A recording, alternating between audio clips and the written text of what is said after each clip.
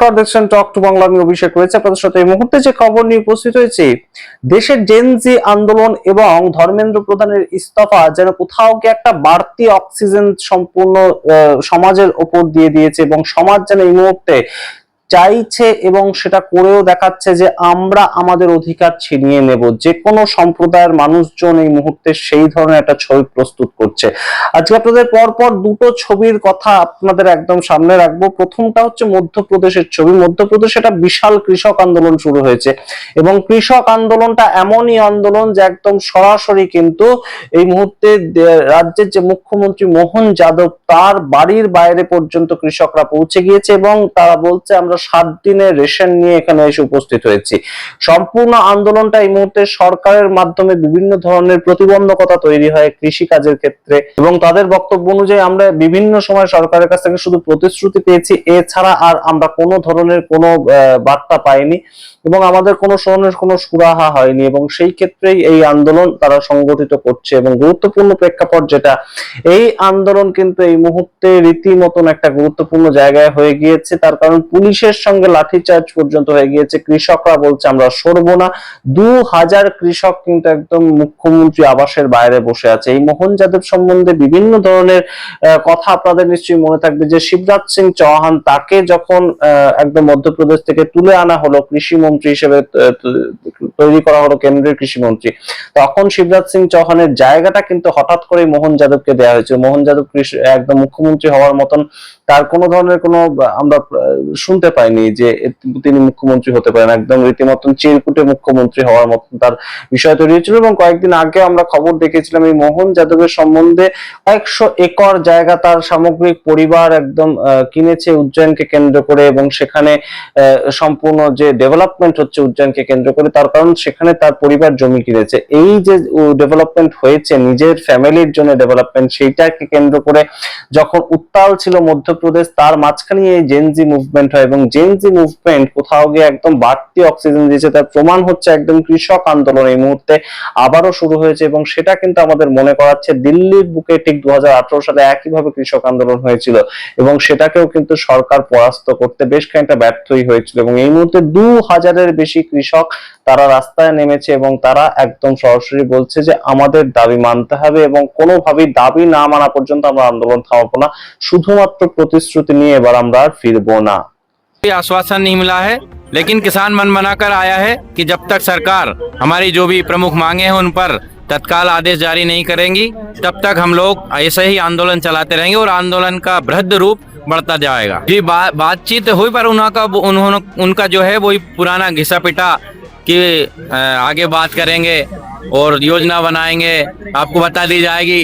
तो किसानों के पास इतना टाइम नहीं है। हम पहले से ही पत्राचार 1.5 महीने से कर रहे हैं, उनको हमें आदेश लेकर ही जाएंगे। वो जितना समय ले लें हमें कोई दिक्कत नहीं है। दिक्कत भोपाल को होगी, नगर को होगी, प्रशासन को होगी और सरकार को होगी। किसान उनका कोई जवाबदारी उसमें नहीं है। नहीं, केंद्रीय कृषि मंत्री जी से अभी बात नहीं हो पा रही है। शासन के द्वारा जो स्तर के जो पदाधिकारी जो अधिकारी हो उनके जरिए हमारी बातचीत हो रही है। 15 लेयर की बैरिकेडिंग तोड़कर किसान भोपाल के अंदर पहुंचा है और ये 7 लेयर की बैरिकेडिंग किसानों को नहीं रोक सकती। 2 बजे तक भोपाल के अंदर किसानों का ऐसा जनसैलाब आएगा जो इतिहास में कभी नहीं देखा गया होगा। मध्य प्रदेश का किसान जाग चुका है। या तो किसानों की मांगे मानो या सीएम मोहन इस्तीफा दो। कृषि मंत्री ऐदल सिंह कसाना सिर्फ एक कठपुतली है, ये कसाना नहीं किसानों के कंस हैं। इनसे हमें कोई उम्मीद नहीं है। मोहन यादव, आपके बंगले पर किसान आएगा, या तो आप तैयार रहिए, या तो किसानों की मांगे मानकर तैयार रहिए, या फिर अपने आपके इस्तीफे पर हम दस्तखत करवाएंगे। ऐसा है कि किसान अब आर पार की लड़ाई के मूड में है और घर से निकल चुका है। यहाँ पे हुजूम बनने वाला है जो सरकार को देखना है अब की क्या स्थिति आ रही है। सरकार 3 दिन से हमको आश्वासन देती आ रही है कि मुख्यमंत्री मिल रहे हैं, कृषि मंत्री मिल रहे हैं या कैबिनेट कृषि मंत्री से बात हो रही है। इनकी जो हमको धोखेबाजी देने की जो मंशा है वो जगजाहिर हो चुकी है और किसान जो है वो कमर कस के निकल चुका है। अब जो है वो सरकार के पास जवाब देने के लिए जो समय है वो अभी धीरे धीरे खत्म होता जा रहा है। हमारा जो आंदोलन है वो इस स्थिति में पहुंच गया है कि अब हम जो भी है निर्णायक करके ही जाएंगे कि क्या निर्णय लेती है सरकार हमारे प्रति।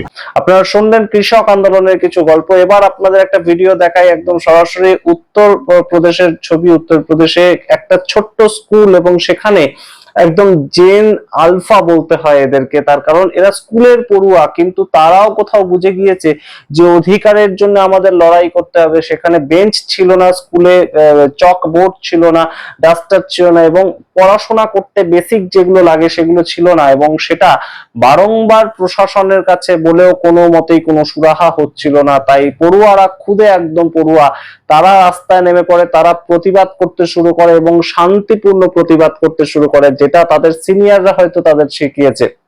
এই জেন আলফা যারা, তারা 2-3 বাচ্চা, একদম ক্লাস 8-9 এর ছেলে মেয়ে, এবং তাদের কোথাও গিয়ে এই যে আন্দোলনের যে একদম সরাসরি প্রতিফলন সেটাও ঘটেছে। এবং সরকারকে নড়ে বসতে হবে। অধিকার যদি কেউ দাবি করে তাহলে সেই অধিকারটা যদি সঠিক অধিকার হয় তাহলে তাকে সেই অধিকারটা দিতে হবে সরকারকে। সেই একই ছবি আমরা দেখতে পেয়েছি উত্তরপ্রদেশের এই স্কুলে।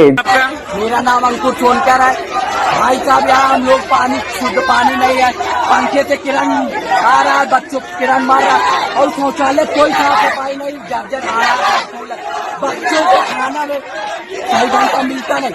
और हम लोग सब लोग मिलकर धरना दिए तो सिस्टरों को कोई तरह आगे नहीं आने दे रहा, उनको रोक रहा। देखो हम सब चाहते हैं तो उनके ऊपर दबाव बना रहे हैं, रेल करने धमकी दी जा रही, प्रधानाचार करके। धमकी कौन दिया है? प्रधानाचार के उसमें যে কাজ বারংবার চিঠি লেখার পরেও হেডমাস্টার মশাই করতে পারছিলেন না, সেই কাজ এই বাচ্চারা প্রোটেস্ট করে একদম মিডিয়ার সামনে আসতেই সরাসরি করে দিল।